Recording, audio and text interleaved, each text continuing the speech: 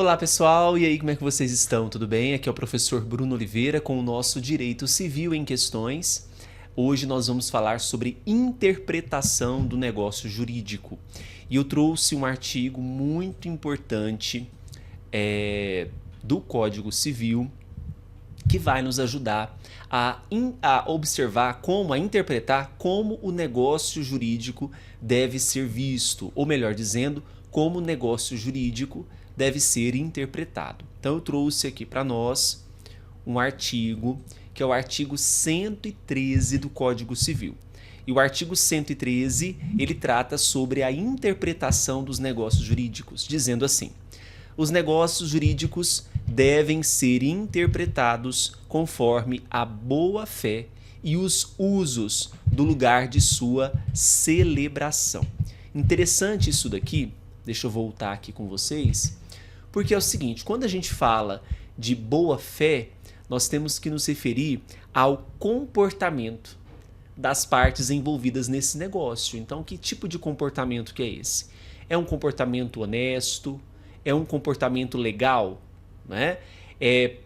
Essa interpretação, então, deve observar o princípio, um dos princípios a serem observados é da boa-fé, devendo, então, prezar pela intenção legítima, ou seja, afastando ali qualquer distorção, qualquer abuso de direito.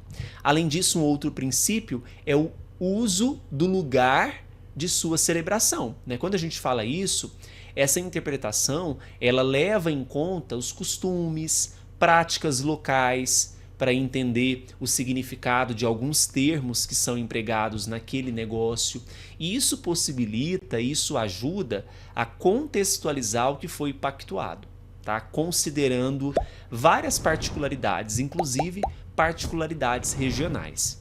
Aí vem o parágrafo primeiro, deixa eu voltar aqui, ficar só o slide para vocês, dizer o seguinte, que a interpretação desse negócio jurídico deve-lhe atribuir o sentido que, primeiro, for confirmado pelo comportamento das partes posterior à celebração do negócio.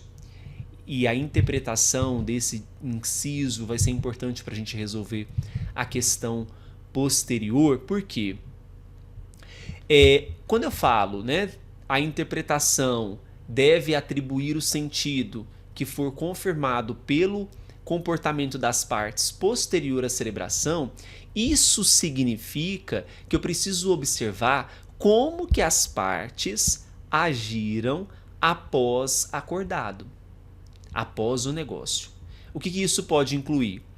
Como que essas partes, que forma que essas partes executaram o que foi combinado no negócio, as condutas que demonstram o entendimento que elas tinham sobre o negócio, né? Então, por exemplo, você tem um contrato de prestação de serviços e se nesse contrato houver dúvidas sobre a data de pagamento que foi ali combinado e após a celebração desse contrato, quem contratou realiza o pagamento, por exemplo, no dia 5 de cada mês, e essa data não tem objeção do contratado, esse comportamento posterior, veja que é posterior à celebração do contrato, pode ser usado para interpretar que o pagamento deveria ocorrer nessa data, tá?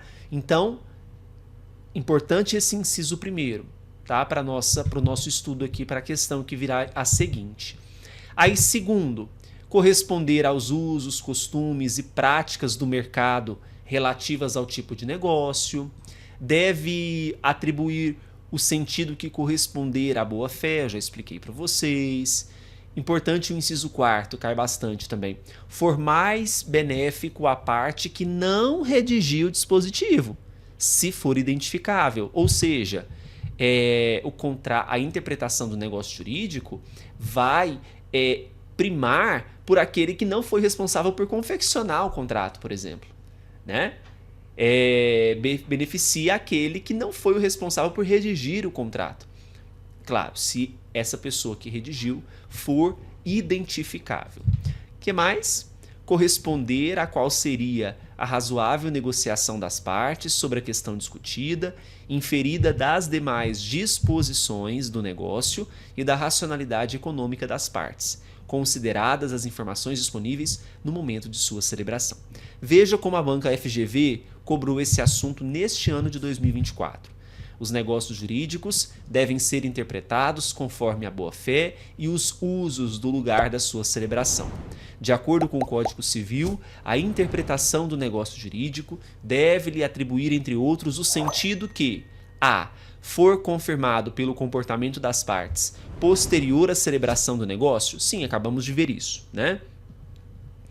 B. For mais benéfico à parte que redigiu o dispositivo? Não, é a parte que não redigiu.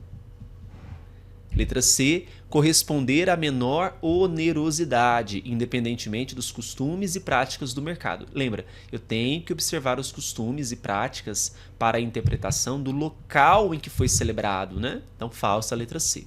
D. Proteger a parte mais vulnerável do ponto de vista socioeconômico pelo princípio da primazia da hipossuficiência? Não, né, gente? E letra E. Corresponder a qual seria a razoável negociação das partes sobre a questão discutida, inferida das demais disposições do negócio e da racionalidade econômica das partes, independentemente das informações disponíveis no momento da sua celebração? Não. Independentemente, não. Eu preciso considerar essas informações. Então, sem dúvida, o gabarito que nós vamos assinalar aqui é a letra A. Gostaram da questão de hoje? Sim? Então a gente fica por aqui e até a próxima. Tchau, tchau!